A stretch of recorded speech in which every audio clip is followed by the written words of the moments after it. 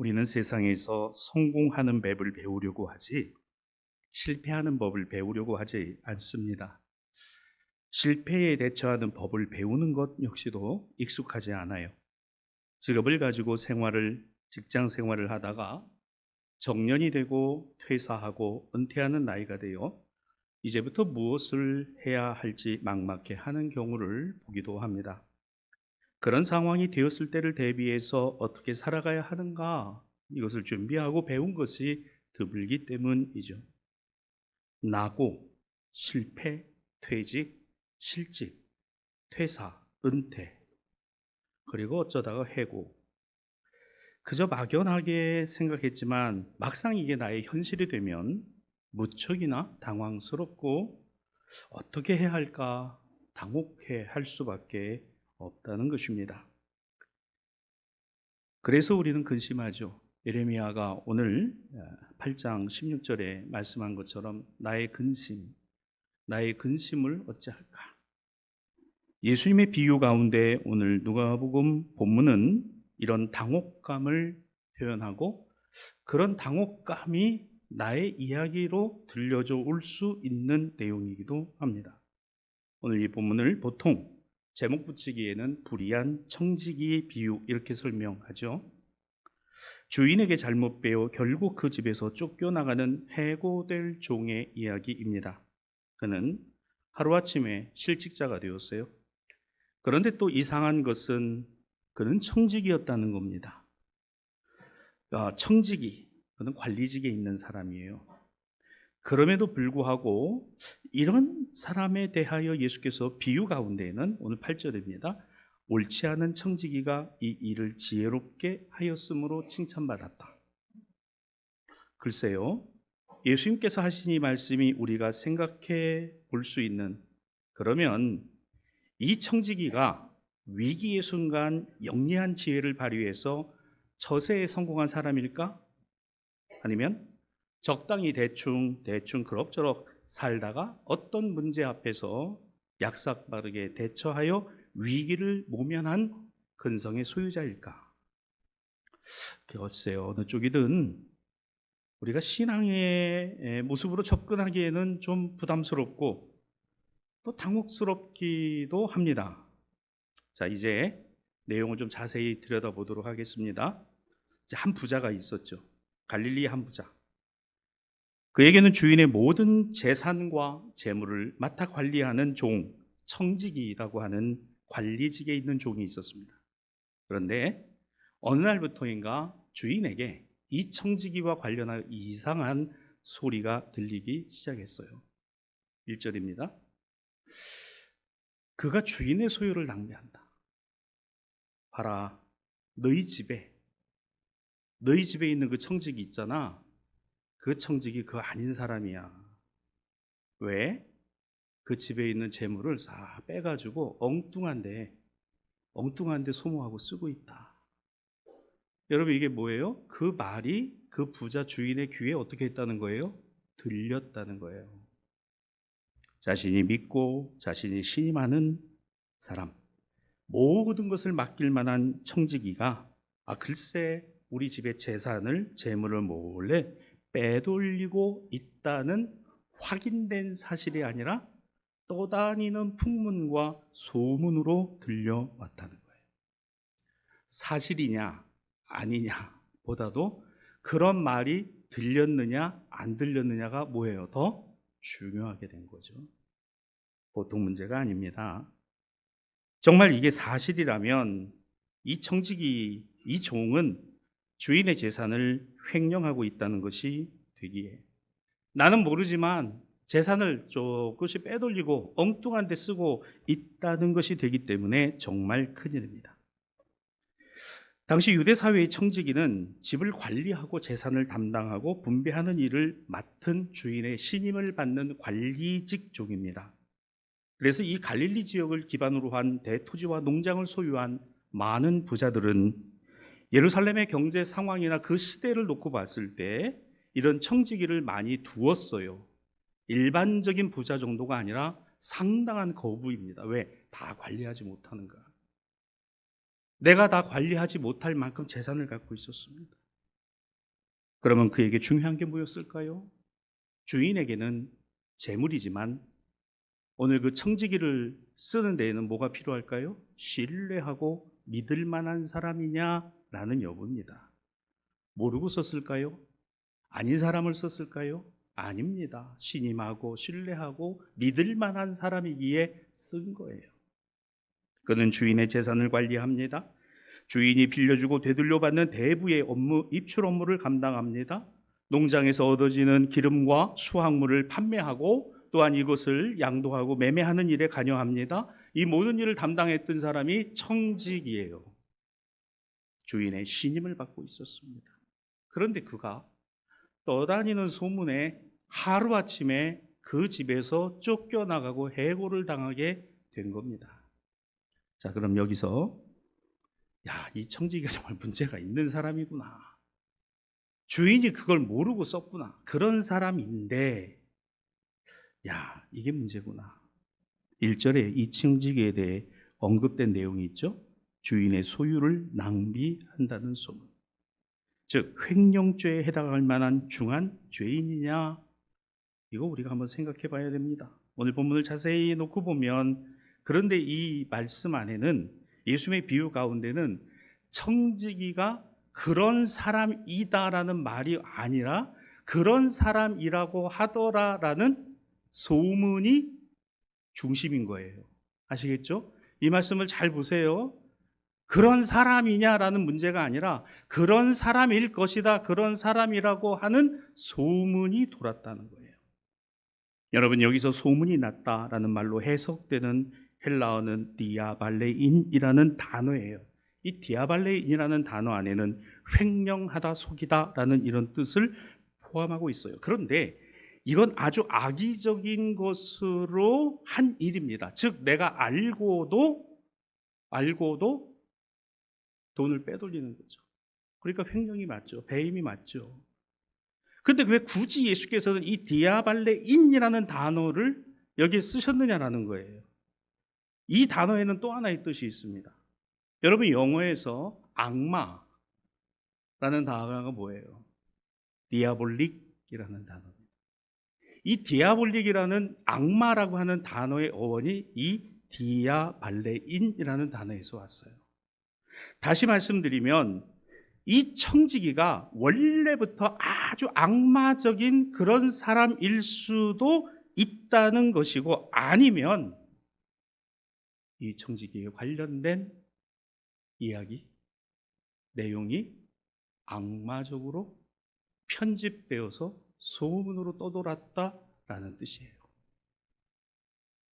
여기서는 알 수 없어요. 그러나 이 단어 하나만 놓고 보면 예수님이 이 종에 대해서 너 원래 그런 사람이야 라는 그 얘기가 아니에요. 그 시대 사람들이 악마적으로 편집하고 가짜뉴스 퍼뜨려가지고 그런 사람이라고 매도하고 만들어버린 겁니다. 이게 디아발레인이라는 단어예요. 청지기가 사람들에게 부당하게 고발당한 겁니다. 소위 말하는 가짜뉴스예요. 카더라 통신입니다. 여러분, 이 카더라라는 말은요 정말 무시무시한 말이에요. 그거 알아? 그랬대. 봤어요? 봤냐고. 여러분, 이 종이 그렇게 해서 진짜 주인의 집 그거 훔쳐오고 빼내는 거 봤냐고. 본 사람은 아무도 없어요. 그런데 그런 소문이 주인에게 들려왔다는 거예요. 여기서 베겨낼 재간이 없어요. 여러분, 카더라라고 하는 이 통신에 이 베겨낼 재간이 없어요. 청지기는 어떨까요? 억울합니다. 속상해요. 그렇게 사람들은 거짓말을 하고 거짓을 유포하고 있지도 않은 말을 하고, 주인 부자는 또 그런 소리를 듣고 카더라 통신에 홀딱 넘어가서 그 거짓 정보를 그대로 믿고 안 되겠다, 이 청지기를 쫓아내야 되겠다, 해직시켜야 돼. 볼까요? 2절과 3절입니다. 뭐라고 되어 있어요? 내가 네게 대해 들은 이 말이 사실이냐? 어찌 됨이냐? 너에 대해서 이런 소문이 들리는데 이거 어떻게 된 일이야? 그러면 그는 이미 판단을 내렸어요. 너는 더 이상 청지기 직무를 계속하지 못한다. 너 이 집 나가라. 너 이제 해직이야. 청지기가 생각했어요. 야, 3절입니다. 내가 평생을 이 집에서 젊은 시절부터 충성되게 해왔는데 그 소문 한마디에 내가 그냥 하루아침에 이렇게 돼버리는 그 상실. 청지기를 놔야 되는 퇴직, 갑작스럽게 당한 해고, 낭패, 낙오, 실망. 이런 준비를 안 했잖아요. 이런 준비를 해왔다면 대비하면 되는데 준비가 안 된 이유가 3절에 나옵니다. 내가 뭘 해야 되지 그럼 이제? 나는 뭘 할 수 있지? 땅을 파자니 힘이 없고 나이 들어서 이제는 그럴 힘도 없고 빌어먹자니 부끄럽구나. 야, 이 참 참혹한 결과입니다. 하루아침에 생업의 터전을 잃어버렸습니다. 해직이 됐어요. 해고가 됐습니다. 낙오자가 된 것 같아요. 세상에서 나는 실패자가 되고 루저가 된 것 같습니다. 세상에 나가서 내가 할 수 있는 일이 뭔가를 찾아보니까 지금까지 그런 준비도 한 것이 없어요. 아무것도 해놓은 것이 없습니다. 갑작스럽게 이런 일을 당하니까 이거 정말 참혹해. 당혹스럽습니다. 어떻게 해야 되지? 여러분, 우리 이런 일 당할 때 많아요. 내가 생각하고 대비하고 준비하던 것 아니라 생각하지 못했고 대비하지 못했고 나는 바르게 한다고 옳게 한다고 했는데 그것이 결국은 나한테 독이 되고 화가 되고 문제가 돼서 빙빙 돌아 결국 나에게 해가 되어 찾아올 때 어떡하지? 거기다가 또 뭐도 있어요. 잘못된 소문이 돌았어요. 저거 진짜 나쁜 놈이야. 저 종 저거 순진한 것 같고 성실한 것 같지만 저거 순 도둑놈이야. 여러분, 이 말이 얼마나 참혹하게 다가온, 주인이 홀딱 넘어갈 정도니까 여러분 이게 얼마나 사실처럼 들려왔겠느냐. 소문은 다 퍼졌습니다. 누가 나를 써주겠어요? 누가 나를 데리고 가겠습니까? 그런 사람이라는데 누가 나를 데려다 쓰겠느냐고요. 안 써요. 아무도 안 씁니다. 너무너무 답답합니다. 당혹스럽습니다. 땅을 파야 되나? 야, 땅을 파자니 내가 힘이 없네. 그럼 이제 거지와 같이 빌어먹는 것 외에는 살 방도가 없구나. 그거의 3절이에요. 일생일대에 인생의 위기가 찾아왔습니다. 자신의 삶이 송두리째 바뀔 수 있는 삶의 절박한 위기가 닥쳐왔습니다. 위기는 나의 잘못으로만 오는 것이 아니에요.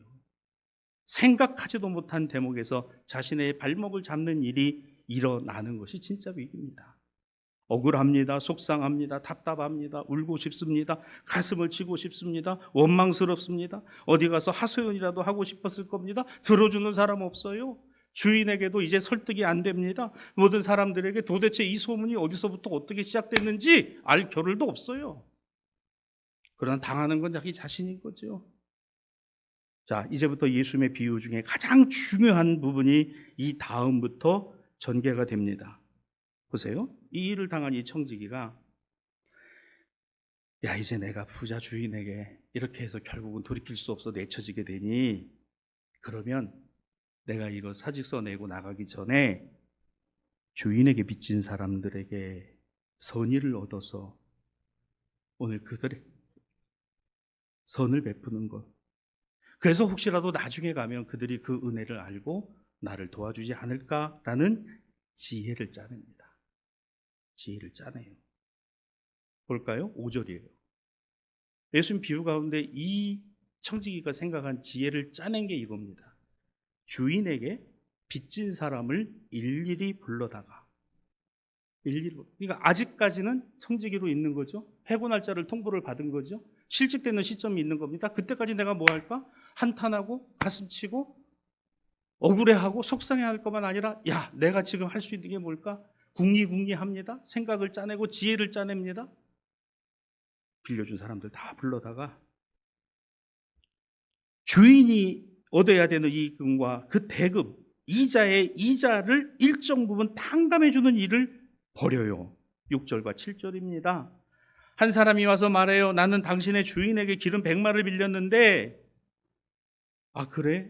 그러면 여기 증서를 딱 내밉니다. 여기다가 이거 100 지우고 50이라고 써. 7절입니다. 나는 밀 100석을 빌렸습니다. 그래? 그러면 여기 증서에다가 100을 지우고 80이라고 써. 이걸 지금 청지기가 하고 있는 거예요. 여러분 여기에 기름은 올리브 기름이죠. 올리브 기름 100마리면요 2000리터입니다. 2톤이에요. 엄청난 양이죠. 이게 아마 중간 도매상이나 그쯤 됐을 것 같아요.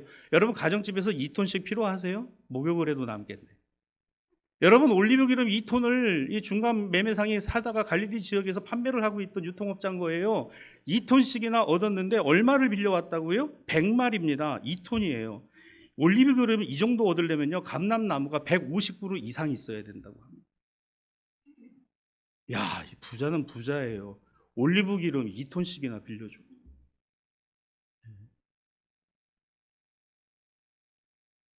여러분 이만한 양의 올리브 기름이면요 1000데나리온 값어치가 나간다고 합니다. 1데나리온이 노동자 하루 폼싹이니까 임금 노동자의 3년치 연봉입니다. 그걸 빌려줍니다. 또 있어요. 어떤 사람은 밀 100석을 부자 주인에게 빌렸습니다. 여러분 이 100석을 얻으려면 약 땅이 12만 평 정도가 있어야 돼요. 그래서 노동자 8년치의 연봉하는 금액의 밀을 빌려준 겁니다. 야, 이 부자죠. 부자 정도가 아니라 거부입니다. 거부. 이런 정도를 턱턱 빌려주었다 말이죠. 자, 근데 이제 문제는 이거예요. 그러면 왜 이 청지기는 부자 주인에게 빌려간 그 사람들을 빌려다가 증서를 내놓고 싹싹 지우고 숫자를 바꿨느냐예요. 왜 이 숫자를 바꿨느냐입니다. 예수님 당시에는 일반적으로 올리브 기름과 밀을 변통하는 것에 법적으로 붙는 이자가 없었어요. 법적으로 이자는 붙일 수가 없었습니다만 뭐가 있었을까요? 관행적으로 붙이는 이율이 있었습니다. 관행적으로. 예를 들어 올리브 기름은 관행적으로 붙이는 이율이 몇 프로였느냐? 50%를 붙였습니다. 50%. 그리고 밀은 20%를 붙였어요. 자, 그럼 이제 언뜻 이 본문을 보면 이제 이해가 되시는 분들이 있을 거예요. 그럼 왜 법적으로 못 붙였을까? 레위기 25장 36절에서 37절입니다. 율법이에요. 율법은 어떻게 돼 있어요? 너의 형제에게 그와 함께 생활해야 되는 형제에게 돈을 구워주되 이자를 위하여 구워주지 말고 이익을 위하여 양식 구워주지 마라. 이건 율법이에요. 이거 어기면 어떻게 돼요? 신앙 없는 사람이에요. 믿음 없는 사람이에요. 이거 지켜야 돼요? 안 지켜야 돼요? 지켜야 돼요. 이거 지켜야 됩니다.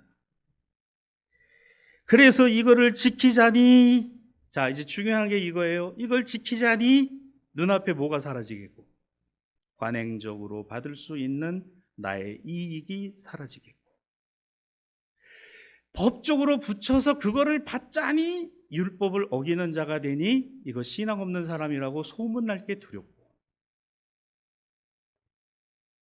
예수님의 비유의 핵심이 여기에 있습니다. 이거 다 아는 내용이에요. 그래서 당시 부자들은 중간에 누구를 세워두고 내가 믿고 신임할 만한 청지기를 세워두고 증서를 써서 율법도 지키고 고리대금도 받고 싶어서 궁리궁리해서 지혜를 짜내서 택한 방법이 이겁니다. 빌리는 나는 주인인 부자에게 원금으로 밀 80가마를 가져오지만 얼마를 가져온 걸로? 100가마를 가져온 걸로 쓰는 거예요. 사실은 난 얼마 가져가는 거예요? 80 가져가는 거예요. 20은 뭐예요? 주인. 그뿐만이 아닙니다. 계약 증서에는 마치 뭐예요? 올리브 기름 100마를 증서에 기재했지만 사실은 얼마를 빌린 거예요? 50말만 빌린 거예요. 50은 주인에게 쳐줘야 돼요. 이게 예수님 시대의 관행이었습니다. 그러니까 나는 다 얼마 물어야 돼요? 100말을 물어야 되고 또 어때요? 그 기름 100말 그다음에 밀 100가마를 다 물어줘야 돼요. 주인에게 다 갚아줘야 됩니다. 근데 사실은 나는 80가마밖에 못 쓰는 거예요. 다시 나는 50말밖에는 못 쓰는 겁니다. 그래서 주인은 나는 율법을 지키는 자야, 고리대금하지 않았어, 신앙적으로 말할 수 있고, 그러나 뒤로는 청지기 통해서 어떻게 해요? 50%, 20% 이득을 취하고 있어요. 그러면 그것을 빌려와야 써야 되는 사람들에게는 그게 필요하니까 그렇게라도 물고 가져와야 되는, 이게 예수님 시대의 갈릴리와 예루살렘의 경제 상황이에요. 이게 경제적인 모습이었다는 거예요. 여러분, 말씀을 그냥 이거 놓고 이게 뭔 말인지 몰라요. 근데 이거 놓고 가만히 보면요, 진짜 이거는 서로가 뭐예요? 전부 눈 가리고 아웅하고 있는 거예요. 나쁜 짓을 다 하고 있는 겁니다. 그러면서 나는 신앙 있는 척하고 믿음 있는 척하고 거룩한 척하고 하나님 율법 난 어기지 않았다고 이런 소리 하고 있는 거예요. 누구 눈에 보였어요? 예수님 눈에 보였어요. 예수님 눈에 보였어요. 자, 청지기의 지혜 봅시다. 청지기도 알아요? 왜? 자기가 했으니까. 주인도 알아요? 쫓겨시켰으니까. 빌려간 사람들도 알아요? 왜? 자기들이 필요했으니까. 이 비유를 듣는 사람들도 알아요. 왜? 그 시대에 암암리에 행해지는 관행이었어요. 다 아는 내용입니다. 청지기는 밀을 빌려가고 기름을 빌려간 사람들을 불러다가 원래대로 돌려놓는 계약청사서가, 너 80 써, 너 50이라고 써.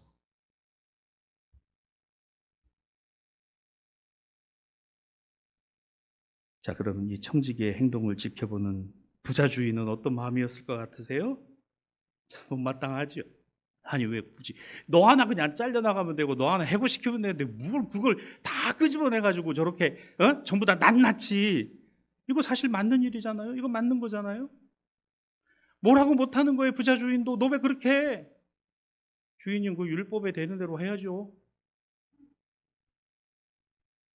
그러니 부자가 이거를, 그러면 이제 소문이 어떻게 나겠습니까? 아이, 글쎄 그랬대. 그 주인이 그게 그렇게 받았다는 거 아니야. 오씨, 그 사람은 신실한 줄 알았는데 그 사람 아니네. 그러니까 말이야, 이게 소문이 잘못된 거라니까. 그 청지기가 그게 나쁜 사람이 아니야. 사실은 이 봐봐, 이게 관행적으로 그렇게 했던 부분이잖아. 여러분, 만약에 부자가 이거 뒤집으려면요, 자기 신앙과 이 재산을 걸고 이거 뒤집어야 돼요. 그럼 사람들이 뭐라 그러겠습니까? 저 깨끗하게 부자 된 줄 알았더니 저거 지저분하게 부자 됐구나. 저거 율법 잘 지키는 사람인 줄 알았더니 아주 신앙이 엉망이네. 이런 소문, 이런 카더라가 또 돌겠죠. 야이고, 깨끗한 부자, 천부인 줄 알았는데, 믿음 좋은 사람인 줄 알았는데 그런 거였어? 뒤로는 받을 거 다 받았네? 관행대로 다 했구만? 그런데 왜? 근데 왜 애꿎은 청지기를 자르는 거야? 뭘 횡령했다고? 횡령이 없잖아요. 물론 나쁜 짓을 한 거죠. 청지기도 하면 안 되는 거죠. 처음부터 안 했으면 좋았죠. 그런데 했잖아요. 이걸 되돌리려니까 쉽지 않아요. 8절입니다. 그래서 예수님은 주인이 이 옳지 않은 청지기가 이를 지혜롭게 하였으므로 칭찬하였다. 여러분, 이 칭찬이 칭찬이라 칭찬이 아닌 거예요. 그냥 그래, 그냥 나는 받을 거면 받으면 되지 뭐. 그래, 잘했어. 그러고 보니 네 계산법이 맞구나 라고 수긍할 수밖에 없잖아요. 이게 바로 또 하나의 지혜입니다. 세상을 살아가는 또 하나의 지혜. 하는 수 없이 청지기가 처리한 일을 칭찬합니다. 왜? 그래야 자기도 살아요. 이 집의 청지기는 자신이 나서 이 문제를 지혜롭게 처리했어요. 궁리궁리해서 처리했어요. 주인의 면도 살리고 빌려간 이들 억울하지 않게 하고, 자신에게 해고의 위기가 닥쳐왔지만 지위를 유지하고 사람들에게 퍼진 카더라 가짜 뉴스를 불식시킬 수 있어요. 손해본 사람 누가 있나요? 아무도 손해보지 않았습니다. 누가 부끄럼 당했나요? 부끄럼 당한 사람은 아무도 없습니다. 이게 지혜예요. 여러분, 이 청지기가 신앙의 사람이다? 예수님 그래서 비유 들지 않았어요. 그와 상관없습니다. 부자주인이나 청지기종이나 바른 신앙의 삶, 믿음의 생활과 경제생활 아니에요. 그렇지 않았어요. 다 불이합니다. 그러나 이 두 사람과 빌려간 사람 모두에게는, 자신에게나 주인에게나 기름이나 밀이나 빌린 이에게나 누구에게도 해됨이 없는 상태, 이걸 뭐라 그래요? 이걸 샬롬이라고 합니다. 이걸 평화. 이게 하나님의 평화. 하나님의 평화는 모두에게 유익한 거예요. 할렐루야. 모두에게 좋은 겁니다. 할렐루야. 모두에게 유익한 거예요. 나만 편하면 돼. 나만 돈 벌면 돼. 나만 이익이면 돼. 반드시 망합니다. 이게 자본주의 경제 구조가 그래요. 모두가 유익하게, 모두가 함께 살겠다라고 하면 거기에 길이 있어요. 예수님 시대 때 갈릴리의 경제 상황은 바로 이런 거였습니다. 이게 비유 안에 지금 들어와 있다는 거예요. 옳지 못했던 청지기가 옳은 지혜의 생각을 가져올 수 있었던 것, 이게 또 하나의 지혜라는 거예요. 더함도 없고 덜함도 없고 유불리가 없고 누구 하나에게도 손해나 아쉬움이 없게 만드는 역할, 또 하나의 지혜. 여러분에게 이런 지혜가 있기를 바랍니다. 여러분들로 손해보라는 거 아니에요.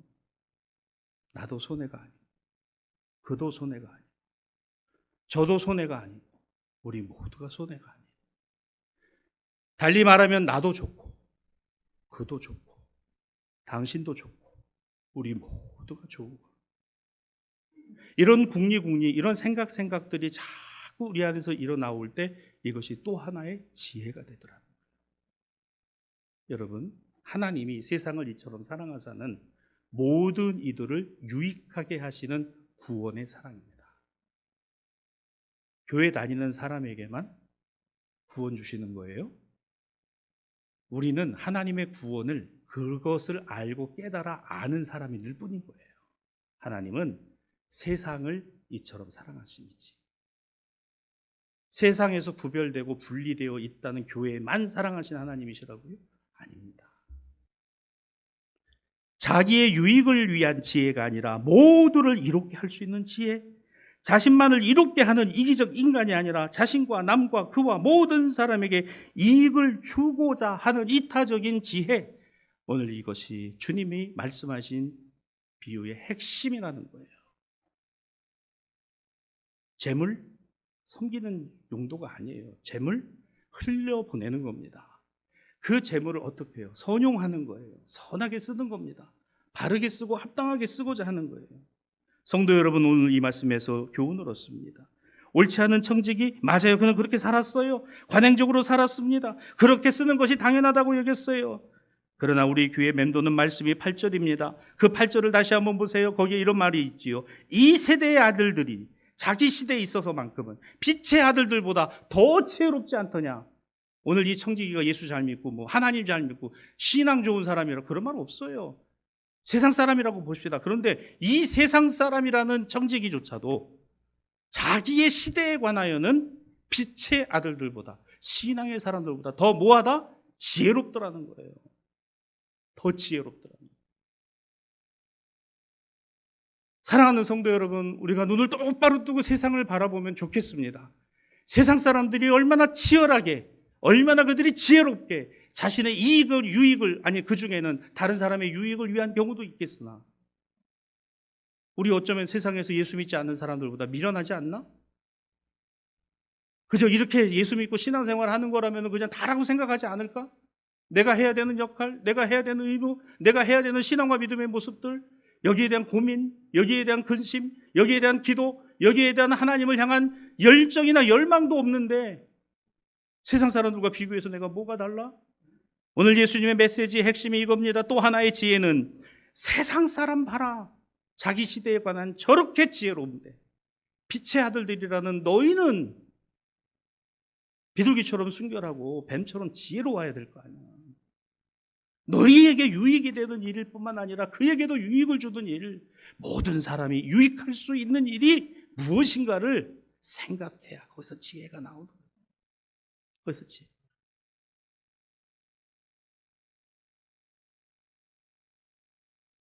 퇴근하고 집에 들어오셨는데 집이 말이죠, 조금 어수선하고 그렇다면요, 뭐 했어? 하루 종일 집에서 청소도 안 하고 있어. 여러분 얼마나 마음이 여러분 그렇겠어요. 아유, 여보 오늘 바빴나 보네. 내가 좀 도와줄게. 아, 그럼 좋잖아요. 그거밖에 못해. 그거밖에 못해. 이 말이지. 그러면 진짜 그거밖에 못하는 거예요. 여러분, 이왕이면 내가 의로워서 하는 거, 나 불의해요, 불의한 사람이에요. 거짓말도 하고 속이기도 하고 이중적이기도 하고 카멜레온 되기도 하고. 우리가 여러분 의로워요? 뭐가 어렵습니까? 불의하죠. 불의하지만 지혜는 그런 불의한 가운데도 옳은 지혜가 나올 수 있다는 거예요. 말씀을 정리합니다. 오늘의 시대에 돈 없이 못 사는 줄 알아요. 반대로 이야기하면 돈만 있으면 모든 것이 다 될 거라고 생각합니다. 재물을 모으고 소유하는 것이 행복이고 축복이라고 굳게 믿어요. 재물과 재화를 어떻게 선용하고 사용하는 건 생각하지 않습니다. 권력의 자리에 기어코 올라가야 성공이라고 믿어요.